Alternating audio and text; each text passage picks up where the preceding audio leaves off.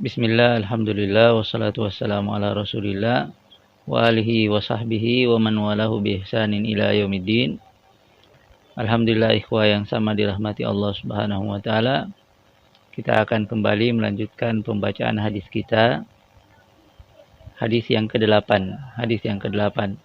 Setelah sebelumnya kita telah membicarakan beberapa hal terkait dengan air, ya, sebagai alat yang kita gunakan untuk berwudu, maka pada hadis yang ke-8 dan hadis yang ke-9 yang insya Allah akan kita bacakan esok harinya, pada kesempatan yang akan datang, yang insya Allah akan kita bacakan pada kesempatan yang akan datang, akan menginformasikan kepada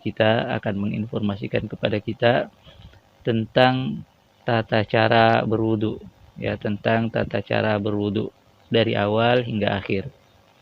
Hadis yang ke-8 ini adalah merupakan hadis yang disampaikan Utsman bin Affan radhiyallahu taala anhu. Beliau mendemonstrasikan bagaimana Rasulullah sallallahu alaihi wasallam berwudu. Sedangkan hadis yang ke-9 adalah hadis yang disampaikan oleh sahabat bernama Abdullah bin Zaid radhiyallahu taala anhu, juga mendemonstrasikan bagaimana Rasulullah sallallahu alaihi wasallam berwudu dari awal hingga akhir. Dan dua hadis inilah yang merupakan dua hadis inti yang memuat tentang tata cara wudu Nabi alaihi salatu wasallam min awalihi ila akhirihi, dari awal sampai akhir, sehingga kemudian dikenal oleh ulama kita ketika membahas masalah wudu, dikenal kedua hadis ini dengan istilah hadis Utsman fi sifati wudu'in Nabi sallallahu alaihi wasallam, hadis Utsman tentang tata cara wudu Nabi alaihi salatu wasallam. Demikian juga hadis Abdullah bin Zaid fi sifati wudu'in Nabi alaihi salatu wasallam, hadis Abdullah bin Zaid yang menceritakan atau menginformasikan tentang tata cara wudu Nabi alaihi salatu wasallam dari awal sampai akhir. Nah, kita mulai dari hadis yang ke-8. An Humran maula Utsman bin Affan radhiyallahu taala anhuma, dari Humran maula Utsman, ya, bekas budak dari Utsman bin Affan radhiyallahu taala anhuma, annahu ra'a Utsmana da'a bi wudu'in. Jadi beliau pernah melihat Utsman radhiyallahu taala anhu meminta air untuk berwudu. Al-wudu fathah, al-wudu adalah air yang digunakan untuk berwudu, sedangkan al-wudu dhamma waw, ya, al-wudu adalah pekerjaannya. Annahu ra'a Utsmana da'a bi wudu'in. Jadi beliau melihat, Umran ini melihat Utsman meminta air wudu. Nah, untuk apa beliau meminta itu? Untuk mendemonstrasikan, ya, kepada orang-orang beginilah tata cara wudu Nabi alaihi salatu wassalam. Ya. Maka di awal sekali yang beliau lakukan, ya, setelah tentunya berniat dan kemudian membaca basmalah, berniat, Nabi alaihi salatu wasallam mengatakan innamal a'malu binniyat wa innamal likulli imri'in ma nawa. Dia adalah merupakan syarat sahnya wudu yang kita lakukan, ya, sebagaimana hadis yang sudah kita pelajari di awal, ya. Kemudian yang kedua adalah membaca basmalah, karena sebagian ulama menyatakan ini wajib di antara wajib-wajib wudu. Nabi alaihi salatu wasallam mengatakan la wudu'a liman lam yadhkurismallah. Tidak ada wudu bagi orang yang tidak membaca basmalah, ya. Setelah kedua hal ini, ya, niat dan membaca basmalah tidak disebutkan di sini, tetapi disebutkan dalam keterangan yang lainnya. Adapun yang disebutkan di sini adalah hal yang nampak saja yang dilakukan oleh Utsman radhiyallahu taala anhu ketika berwudu tadi. Setelah melakukan keduanya, setelah berniat dan membaca basmalah, maka beliau mengawali wudunya dengan fa'afraga ala yadayhi min ina'ihi faghasalahuma salasa marratin. Ya, fa'afraga ala yadayhi min ina'ihi. Beliau menuangkan air, ya, dari wadah ke atas kedua tangannya, kemudian beliau mencuci kedua tangannya itu sebanyak 3 kali. Ya. Fa'afraga ala yadayhi min ina'ihi faghasalahuma salasa marratin. Beliau menuangkan air yang diambilnya dari wadah penyimpanan air ke atas kedua tangannya. Ya, beliau mengambil air kemudian menuangkannya ke atas kedua tangannya. Faghasalahu ma salasa marratin, kemudian beliau mencucinya sebanyak 3 kali. Nah, dari potongan ini kita mengetahui bahwa satu di antara hal yang dianjurkan bagi kita ketika berwudu adalah tidak langsung mencelupkan tangan ini ke dalam wadah penyimpanan air, tetapi mencucinya terlebih dahulu di luar wadah, kemudian barulah setelah itu memasukkan tangan untuk melakukan aktivitas wudu selanjutnya, berkumur-kumur dan seterusnya. Ya. Dan mencuci kedua tangan ini ya sampai pergelangan tangan di luar wadah penyimpanan air itu adalah satu hal yang disunnahkan dan menjadi wajib bagi orang yang baru bangun tidur, sebagaimana hadis Abi Hurairah radhiyallahu taala anhu yang sebelumnya telah kita bacakan. Nah, setelah itu summa adkhala yaminahu fil wudu. Kemudian beliau masukkan tangan kanannya, kembali memasukkan tangan kanannya ke dalam wadah penyimpanan air. Summa tamatmada wastansyaka wastansar.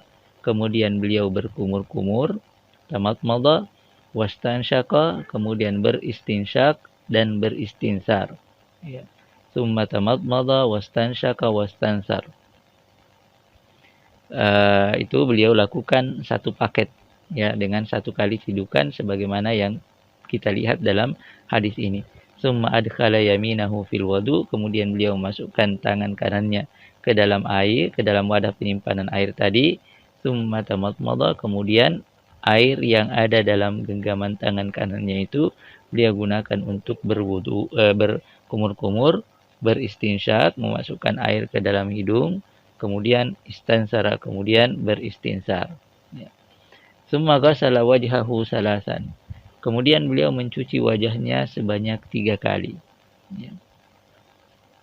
Wajah, batasan wajah, sebagai batasan wajah itu adalah dari sini awal tumbuhnya rambut secara wajar sampai dagu di sini memanjang. Ya.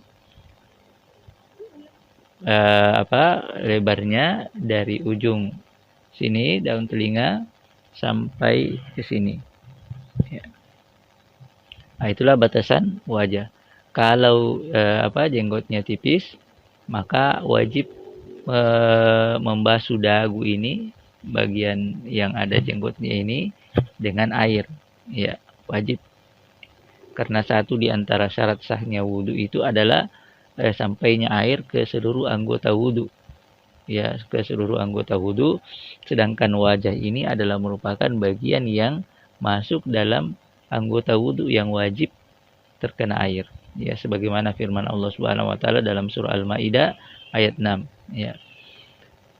Kemudian kalau jenggotnya tebal, maka bagian yang wajib untuk terkena air adalah bagian yang nampak ini. Ya, bagian yang nampak. Ya. Oke. Baik, lanjut ya. Summa ghasala wajhahu salasan wa yadayhi ilal mirfaqaini salasan. Kemudian beliau membasuh kedua tangannya hingga ke siku sebanyak 3 kali. Kalau demikian, bagian siku ini adalah merupakan bagian yang juga wajib terkena air. Summa masaha bi ra'sihi. Kemudian beliau mengusap kepalanya. Ya, kepala. Mana yang dimaksud dengan kepala itu? Yang dimaksud dengan bagian kepala adalah awal tumbuhnya rambut secara wajar, dimulai dari awal tumbuhnya rambut secara wajar, ya, hingga akhir tumbuhnya rambut secara wajar. Ya, mengapa kita mengatakan secara wajar? Karena di antara orang ada yang rambutnya itu mulai tumbuhnya dari tengah. Ya, ketika itu apakah dia membasuh kepalanya atau mengusap kepalanya itu dari tengah? Tidak, tapi dia tetap dari sini, mengawalinya dari sini. Demikian juga di antara orang ada yang plontos, memang tidak berambut. Nah, kalau demikian apakah dia tetap wajib untuk mengusap kepalanya? Ya, Batasannya seperti apa? Batasannya seperti yang telah kita sebutkan tadi, dimulai dari awal tumbuhnya rambut secara wajar dan akhirnya adalah akhir tumbuhnya rambut secara wajar. Kemudian dalam keterangan lain dari Abi Umamah radhiyallahu taala anhu, Rasulullah shallallahu alaihi wasallam mengatakan, al-udhunani minar ra'si, kedua telinga ini ya adalah merupakan bagian dari kepala. Kalau demikian, sebagaimana wajib membasuh kepala, pun wajib untuk membasuh atau mengusap telinga. Ya. Summa masaha bi ra'sihi. Summa ghasala kilta rijlaihi salasan. Kemudian beliau mencuci kedua kakinya sebanyak 3 kali. Summa ghasala kilta rijlaihi salasan. Summa qala, kemudian setelah itu beliau berkata, ya, Utsman radhiyallahu taala anhu berkata, ra'aitun nabiyya sallallahu alaihi wasallam yatawaddau nahwa wudu'i hadza. Saya telah melihat Nabi alaihi salatu wasallam ya berwudu sebagaimana wuduku ini. Kemudian beliau bersabda, ya, Nabi alaihi salatu wasallam bersabda, man tawadda'a nahwa wudu'i hadza, barang siapa yang berwudu seperti wuduku ini, ya, summa shalla raka'ataini, kemudian dia salat 2 rakaat, la yuhaddisu fihi ma nafsahu, pada 2 rakaat itu dia lakukan secara khusyuk, 2 rakaat salat itu dia lakukan secara khusyuk, ghufira lahu ma taqaddama min dzambihi, maka niscaya akan diampuni dosa-dosanya yang terdahulu. Maka niscaya akan diampuni dosa-dosanya yang terdahulu. Inilah ikhwah yang sama dirahmati Allah Subhanahu wa taala, tata cara wudu Nabi alaihi salatu wassalam sebagaimana yang digambarkan oleh Utsman bin Affan radhiyallahu taala anhu. Insyaallah pada kesempatan yang akan datang kita akan komparasikan, kita akan gabungkan antara hadis ini ya dengan hadis yang setelahnya, hadis Abdullah bin Zaid fi sifati wudu'in Nabi alaihi salatu wassalam. Demikian apa yang bisa kita sampaikan. Wassallallahu ala Muhammadin wa alihi wa sahbihi wasallam. Walhamdulillahi rabbil alamin. Assalamualaikum warahmatullahi wabarakatuh.